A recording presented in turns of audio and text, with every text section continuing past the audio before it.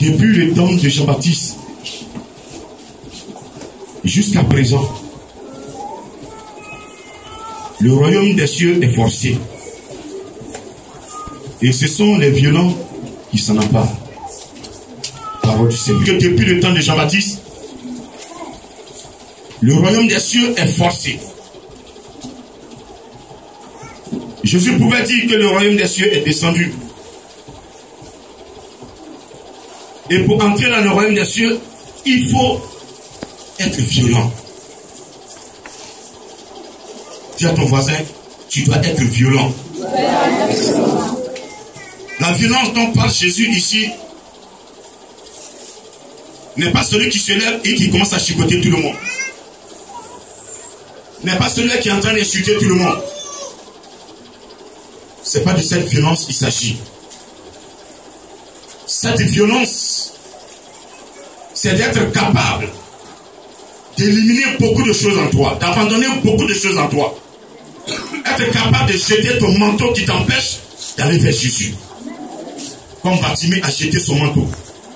Lorsque Jésus l'a interpellé, lorsque Jésus l'a appelé, viens. La Bible nous dit que Bartimée a jeté son manteau. Et il est allé vers Jésus. Alléluia. Amen. Alléluia. Amen. Le manteau ici, ce sont les péchés que nous commettons nuit et jour.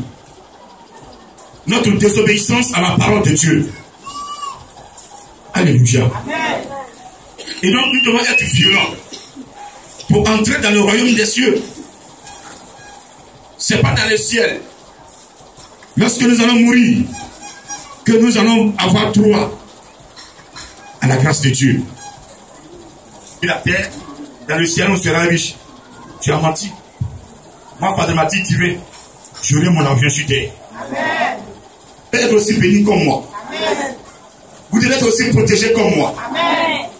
Ce que je fais pour que je sois protégé, vous devez faire autant.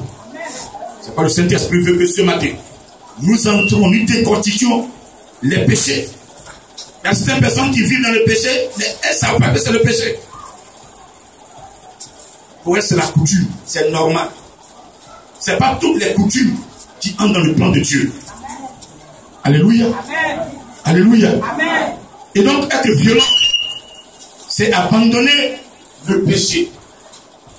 Même si ça t'arrange. Allons dans Genèse 2. Au verset 15, Dieu va nous enseigner. L'Éternel Dieu prit l'homme et le plaça dans le jardin d'Éden pour le cultiver et pour le garder. L'Éternel Dieu donna cet ordre à l'homme: tu pourras manger de tous les arbres du jardin, mais tu ne mangeras pas de l'arbre de la connaissance du bien et du mal, car le jour où tu en mangeras, tu mourras. Certaines personnes sont assises dans le temple, elles sont mortes. Elles marchent, elles passent. Rien ne va dans leur vie. Tout est mélangé. Mais tant que tu n'es pas dans le plan de Dieu, tout sera mélangé. La mort dont parle Dieu ici, ce n'est pas la mort physique. Tu vis, mais tu n'as pas la paix. Tu travailles, mais tu ne peux pas jouir de ton argent. Amen. À la fin du mois, des problèmes sont alignés comme une ordonnance. Les seules personnes, tu vas dans leur bibliothèque, les médicaments ont rempli la bibliothèque. Ils sont devenus des pharmacies. L'enfant est malade, tu perds le médicament. Après, tu fais le... Il dit, si tu touches ce fruit-là, tu mourras. Si tu désobéis à ma parole, tu mourras. Amen. Qu'est-ce qui va se passer? Au chapitre 3, du verset 1, le serpent était le plus rusé de tous les animaux des champs que l'Éternel Dieu avait fait. Il dit à la femme, Dieu a-t-il réellement dit, vous ne mangerez pas de tous les arbres du jardin? La femme répondit au serpent, nous mangeons du fruit des arbres du jardin. Mais quant au fruit de l'arbre qui est au milieu du jardin, Dieu a dit, vous n'en mangerez point et vous n'y toucherez point, de peur que vous ne mouriez. Alors le serpent dit à la femme, vous ne mourrez point, mais Dieu sait que le jour où vous en mangerez, vos yeux s'ouvriront et que vous serez comme des dieux, connaissant le bien et le mal. Amen. Au verset 6, la femme dit que l'arbre était bon à manger et agréable à la vue et qu'il était précieux pour ouvrir l'intelligence. Elle prit de son fruit et en mangea. Elle en donna aussi à son mari qui était auprès d'elle et il en mangea. Qu'est-ce qu'ils ont fait? Qu'est-ce que les deux ont fait? J'ai pas entendu. J'ai pas entendu. Ils sont désobéis. Cette désobéissance va les amener à fuir la face de Dieu. Lorsque nous continuons la lecture, chaque soir Dieu parcourait le jardin d'Éden.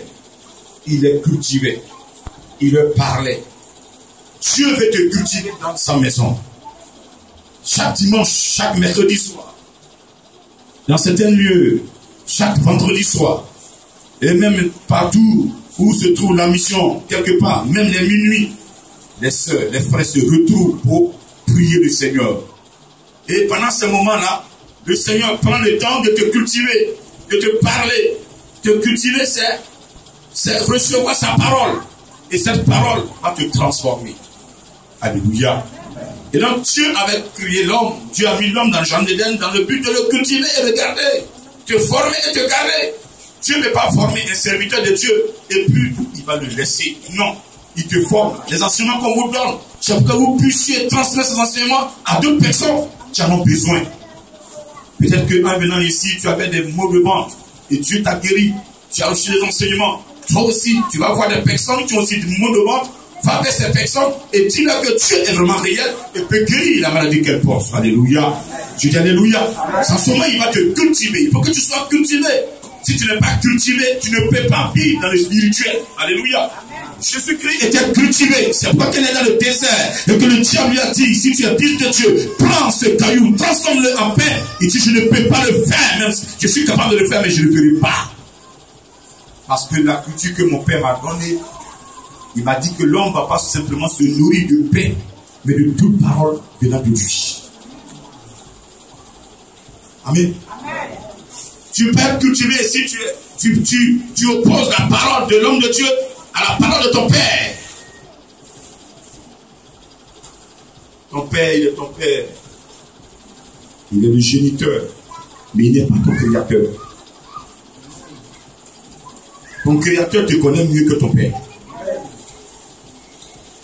Est-ce que vous comprenez cela?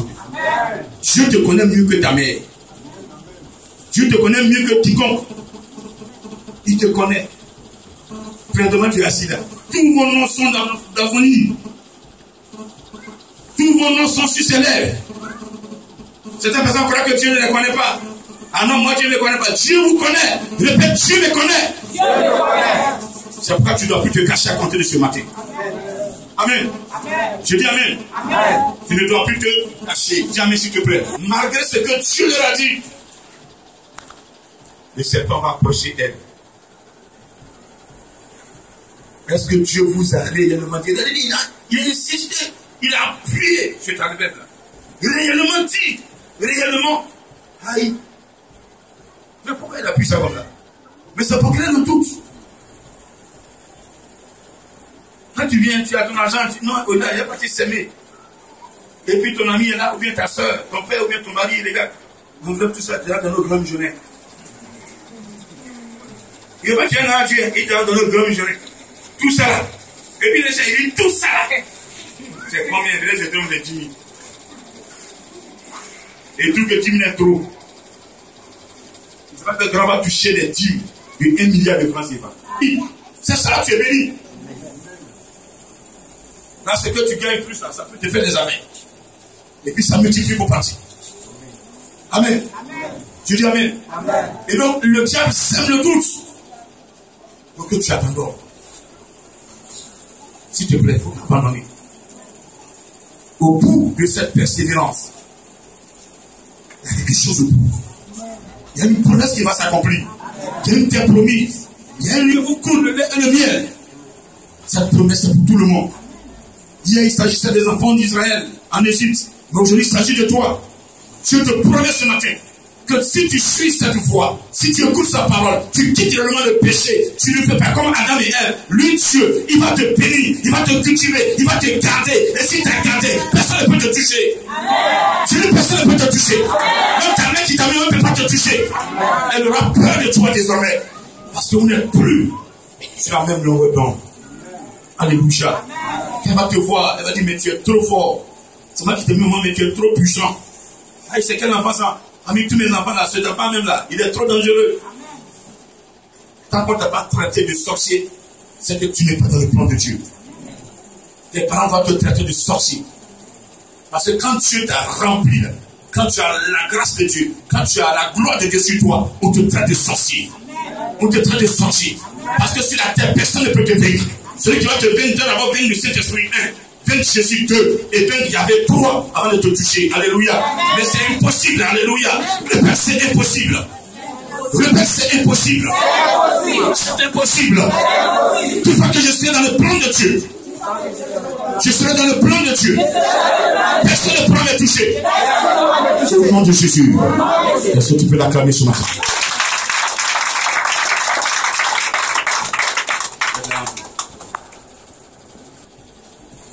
C'est quel péché on peut énumérer là?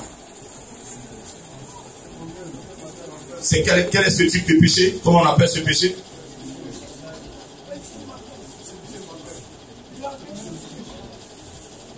Vous devez connaître. Lisez la Bible. Il n'en est pas question. Dieu a envoyé Ève auprès d'Adam. Il dit multipliez et remplissez la terre. Le problème qui s'est passé là, Dieu a dit à Adam, ne touchez pas ce fruit. Ils ont touché. Ils ont mangé. Ils ont défié Dieu. Quand tu vas prendre la parole de Dieu, tu le défies. Amen. Amen. Ils ont désobéi. Ils ont désobéi. La désobéissance a entraîné double péché. Premier péché, la femme voudrait être comme Dieu. L'orgueil spirituel. L'orgueil. Si Dieu ne t'a pas nommé apôtre et que tu prends le titre d'apôtre, c'est l'orgueil. On t'appelle apôtre. Oui, c'est moi qui suis l'apôtre. Apôtre, oui, c'est moi. Mais lorsque l'épreuve va se présenter, tu ne peux pas tenir. Aujourd'hui, j'ai dit je suis grand missionnaire. Je n'ai pas dit, mais Dieu dit je suis grand missionnaire. Et moi j'ai pris. Je dis, c'est lui qui me nomme. Avant de descendre, il va encore me lever. C'est pourquoi promptement je vous parle. Les attaques sont nombreuses. C'est-à-dire que toutes les directions, je suis attaqué. Toutes les directions. Sans manquer. Brebo, Assindi, Bobo Kofikro, Tiakou, partout, c'est un frappe. On les attaque. Maintenant, je suis arrivé là. Présentement, je suis arrêté là. C'est retour à l'envoyeur, automatique. Tout est déjà fait en esprit. Le Saint-Esprit me dit, où tu es arrivé là, c'est retour à l'envoyeur. C'est la défense automatique qui est déclenchée. Donc celui qui m'attaque, en même temps, il y a retour. C'est ce que vous devez atteindre en fait, dans le spirituel. Et c'est pourquoi il faut suivre la parole de Dieu. Il n'y a pas de honte en cela. Si dans ce pays, Dieu doit choisir des élus pour quitter la Côte d'Ivoire, évangéliser, il faut que ça soit mission mondiale éternelle. Je peux donner ton amen. Il y a des gens qui n'ont pas compris. Regardez pas ton prêche. Ils sont là. Prêchez avec moi. Alléluia.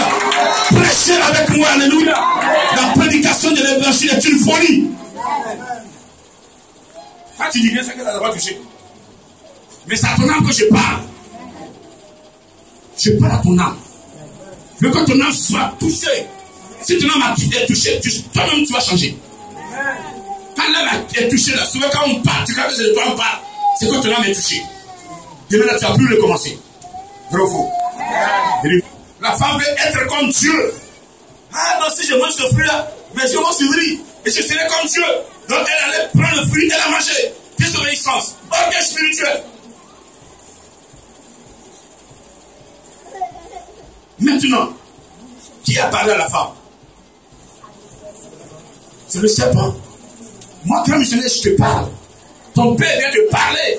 Et tu trouves que ce que ton père a dit dans le spirituel est mieux que pour moi. Ça devient changement de maître en esprit. Je suis ton maître en esprit. Je suis un maître en esprit.